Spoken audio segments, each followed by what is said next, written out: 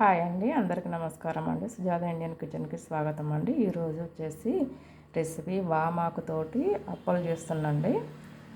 ఇదే ఇంపార్టెంట్ అండి. ఇది రెసిపీలో వామాకు అంటే వాసన వస్తుంది అనమాట. ఇది చెట్టు చాలా మంచిదట అండి. ఇది దీంట్లో ఒక 100కు పైన వ్యాధులను నివారించేటువంటి గుణం ఉందట అండి ఈ ఆకులో.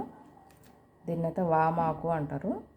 ఈ ఆకులతోటి నేరుగా కూడా మనం బజ్జీల్లాగా వేసుకోవచ్చు. శనగపిండి వేసుకి చేసుకొని బజ్జీల్లాగా చేసుకోవచ్చు. శనగపిండి ఐటమ్స్లో కూడా ఇవి కొంచెం నలిపి వేసుకోవచ్చు. ఒక 2 ఆకులు బజ్జీలల్లో బాగుంటుంది.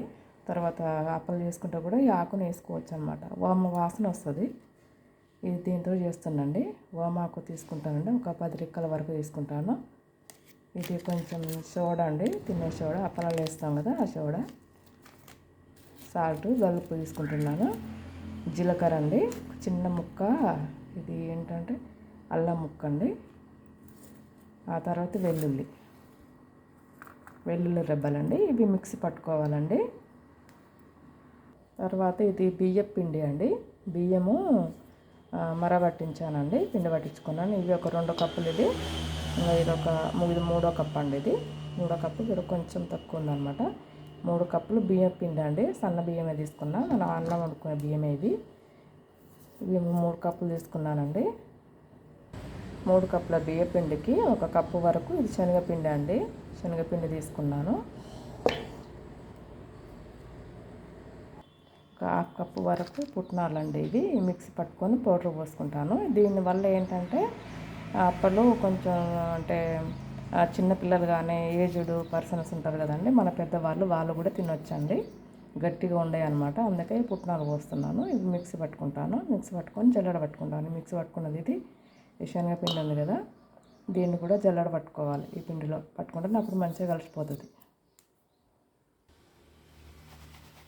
ఇలా శనగపిండి పట్టుకోవాలండి. ఎందుకంటే ఇలా గడ్డలు వస్తాయి కదా, అవంతా కలిసిపోతాయి అన్నమాట.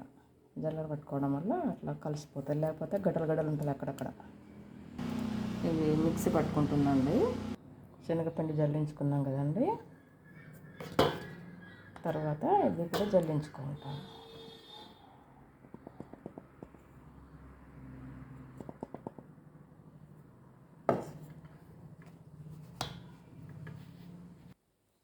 ఇవి మాత్రం సరిపోతాయండి ఆకులు.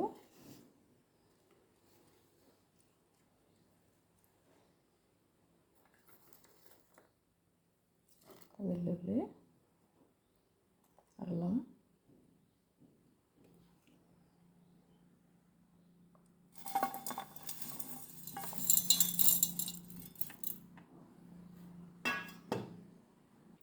ఇందులో వాము వేస్తలేనండి, దానికి బదులుగానే ఆకులు వేసిన అనమాట.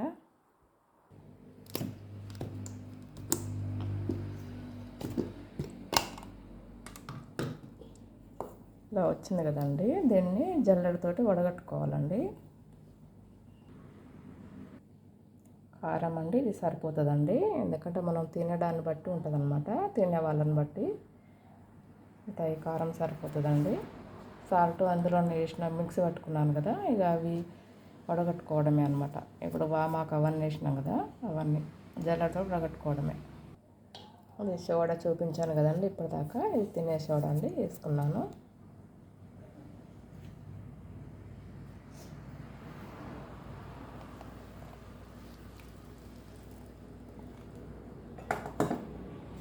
కొంచెం వాటర్ వేసి ఇది తీసేయాలండి ఇందులోని. అంతే అండి. ఈ పిప్పిలాగా వచ్చింది కదండి, దీన్ని చెట్లకు వేసుకుంటే మంచిదండి, కింద పడేయకుండా. ఇవి నల్ల నువ్వులండి, ఇవి కడిగి వేసుకుంటానండి. చాలా బాగుంటుంది, అంటే హెల్త్కి చాలా మంచిదండి నల్ల నువ్వులు. తెల్ల నువ్వుల కంటే నల్ల నువ్వులు చాలా మంచిదండి. నువ్వులను ఇలా గాలించుకోవాలండి. గాలి వేయడం అంటారు ఈ పద్ధతిని. ఇలా చేయడం వల్ల ఇందులో ఉన్న ఇసుకంతా అడుగున వచ్చేస్తుంది అనమాట, నువ్వులు పైకి వచ్చేస్తాయి. ఇదండి వేస్టేజీ. వీటిని శుభ్రంగా 2 సార్లు కడిగి పిండిలో వేసుకోవాలండి. ఇట్లా జల్లించుకొని వేసుకోవాలండి. డైరెక్ట్ వేస్తే సన్నధాన్యం కదా, వేస్ట్ ఎక్కువ అవుతాయని ఇట్లా జల్లెడతో వేసుకోవాలన్నమాట. కడిగి ఇందులో పోసుకొని వేసుకోవాలి. ఇందులో వేడి నీళ్ళు పోసుకుంటున్నాండి. వేడి నీళ్ళ వల్ల ఏంటంటే అప్పాలు మంచిగా వస్తాయి అన్నమాట, పొంగుతాయి. అందుకని నీళ్ళు కాస్త వేడి చేసి పోసుకుంటున్నాను.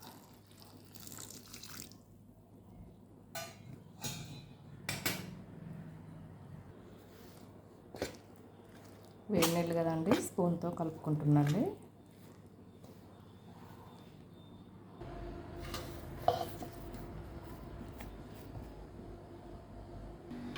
ఈ పిండితో మడగప్పులు చేయొచ్చు, గారెప్పలు చేయొచ్చు అండి, మన ఇష్టం. నేనైతే గిద్దతో పోస్తున్నాను అనమాట, మడగప్పలాగా చేస్తున్నా. గారెప్పలు అయితే కొంచెం నిలబడి వత్తాలి. ఇదైతేనేమో ఈజీ అవుతుందని ఈ ప్రాసెస్ ఎంచుకున్నాను అనమాట నేను.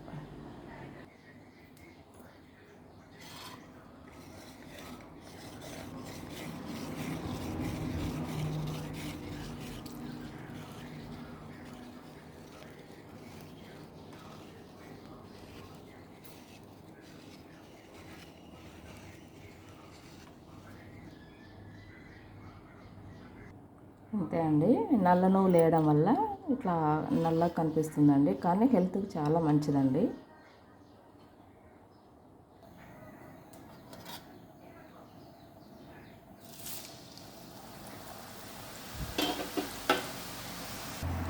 కాలిందండి, తీసేసుకుంటున్నాను.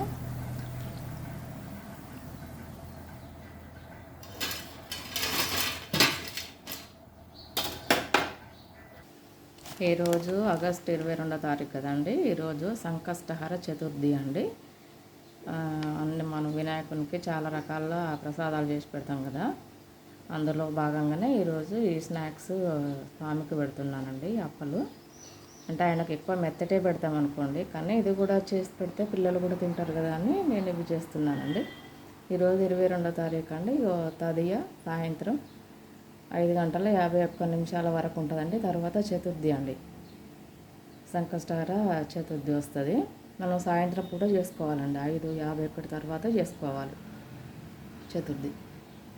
తర్వాత మళ్ళీ 23కి ఉంటుంది. 23కి మధ్యాహ్నం 3:27 వరకే ఉంటుందండి చతుర్థి. ఎందుకంటే మనం చంద్రుని చూస్తాం కదా, అందుకని ఈరోజు సాయంత్రమే చేసుకుంటే మంచిదండి. చేసుకుని సాయంత్రం పూట చంద్రుని చూసి తర్వాత అర్ఘ్యం ఇవ్వాలండి. చంద్రునికి తిథికి ఇచ్చేసిన తర్వాత మనం అప్పుడు భోజనం చేస్తామండి, అంతవరకు చేయకూడదు.